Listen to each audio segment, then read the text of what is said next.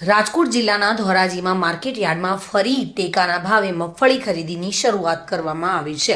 હવામાન વિભાગના માવઠાની આગાહીને લઈને 2 દિવસે ખરીદી બંધ રાખવાનો નિર્ણય લેવામાં આવ્યો હતો, પરંતુ માવઠાની આગાહી પૂરી થતાની સાથે જ આજથી ફરી ટેકાના ભાવે મગફળીની ખરીદી શરૂ થઈ છે. જોકે ગઈકાલે કુલ 50 જેટલા ખેડૂતોને સોશિયલ મીડિયાના માધ્યમથી મગફળીને લઈને જાણ કરવામાં આવી હતી અને ધોરાજી કેન્દ્ર પર કુલ 5700 જેટલા ખેડૂતોએ મગફળી વેચવા માટે રજીસ્ટ્રેશન કરાવ્યું છે. અત્યાર સુધી કુલ 2200થી વધુ ખેડૂતોની ટેકાના ભાવે મગફળીની ખરીદી થઈ ચૂકી છે અને આજે પણ વહેલી સવારથી ખેડૂતો તેમની મગફળી વેચવા માટે મગફળી ખરીદ કેન્દ્ર પર પહોંચી ગયા હતા.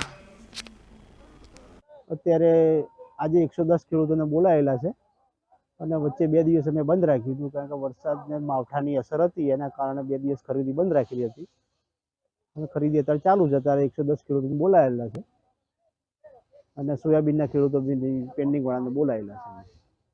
અત્યારે આવકમાં 8,000 બોરીની 8 થી 10,000 બોરીની આવક આવે છે મગફળીની, અને સોયાબીનમાં લગભગ 2,000 બોરીની. વિમલ સોંદરવા સાથે bureau report, today Gujarati news.